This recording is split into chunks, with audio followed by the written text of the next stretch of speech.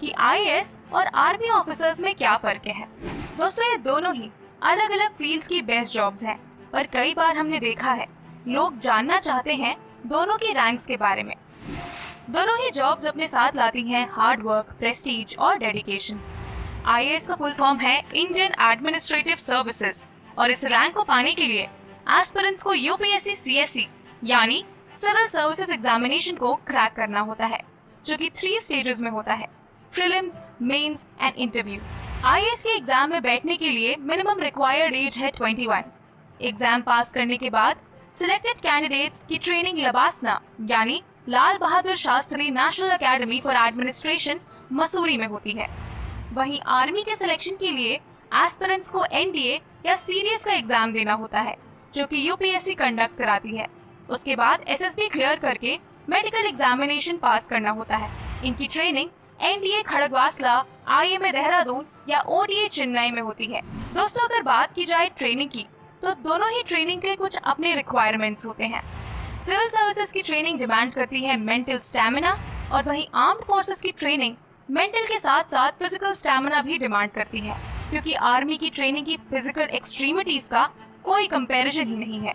दोस्तों, civil area की बात करें तो वहाँ आईएएस एक पावरफुल रैंक है, और अगर बात करें मिलिट्री एरिया की तो वहाँ आर्मी। दोस्तों, एक आईएएस अपने करियर की शुरुआत जनरली एडीएम या एसडीएम रैंक से करता है और अपनी काबिलियत और समय के हिसाब से प्रमोशंस लेता है, और वो आगे आने वाले समय में कैबिनेट सेक्रेटरी जैसी बड़े रैंक्स भी सीख कर सकता है। वहीं आर्म्ड फोर्सेस में शुरुआत होती है लेफ्टिनेंट से, और यहाँ भी समय समय पे प्रमोशंस होते हैं।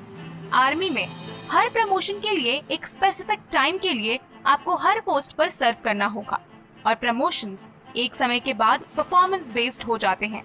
ये जरूरी नहीं है कि हर ऑफिसर टॉप रैंक तक जाए।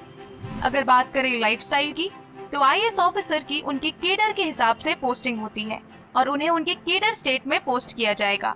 वहाँ उनकी अकोमोडेशन और ट्रैवलिंग हर चीज का ख्याल रखा जाएगा, और गिवन एरिया के वो इंचार्ज होंगे, और अपनी अगली पोस्टिंग तक वो अपनी ड्यूटीज वहीं पर डिस्चार्ज करेंगे। बात करें आर्मी की, तो वहाँ ऐसे केडर्स नहीं होते। आर्मी में अलग अलग ब्रांचेस जैसे कि infantry, army aviation corps, military intelligence होते हैं, और उनकी पोस्टिंग देश के किसी भी कोने में हो सकती है। कभी उनकी पोस्टिंग राजस्थान में, तो कभी सिक्किम के 17,000 फीट पर भी हो सकती है। तो ये बात तो तय है कि आर्मी की जिंदगी ज्यादा एडवेंचरस और हैपनिंग होती है, जहां आपको अलग अलग ट्रैवलिंग अपॉर्चुनिटीज मिलती हैं, और साथ में एक नेक्स्ट लेवल एक्सपीरियंस के लिए आप स्पेशल फोर्सेस ज्वाइन कर सकते हैं, जो ऑल इन ऑल काफी ज्यादा चैलेंजिंग और रेयर एक्सपीरियंस होता है। दोस्तों, बात करें सबसे बड़े फैक्टर पावर की। पावर बहुत सब्जेक्टिव टॉपिक है। यहाँ हम बात कर रहे हैं पॉजिटिव पावर की, जो कि दूसरों की जिंदगी बेहतर बनाने के लिए इस्तेमाल होती है।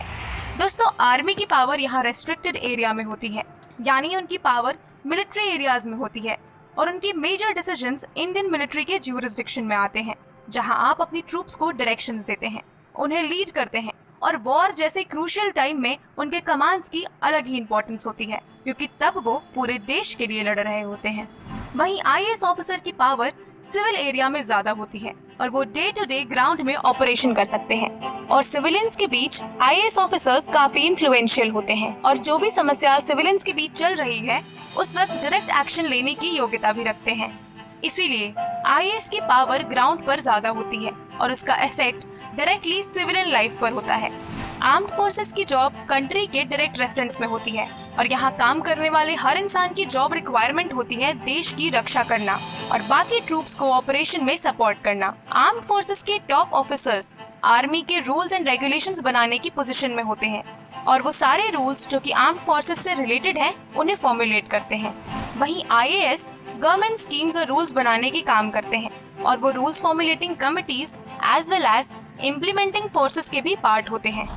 तो दोस्तों, ये तो तय है कि प्रोफेशन चाहे जो भी हो, उसमें सक्सेसफुल होने का एक ही तरीका है, कड़ी मेहनत और लगन। तो एस्पिरेंट्स को अपनी प्रेपरेशन को ब्रेस करना चाहिए, ताकि वो अपनी रिस्पेक्टिव फील्ड में अच्छा कर सके। दोस्तों, अगर आपको ये वीडियो पसंद आई हो तो इसे दूसरे एस्पिरेंट्स के साथ शेयर कीजिए। साथ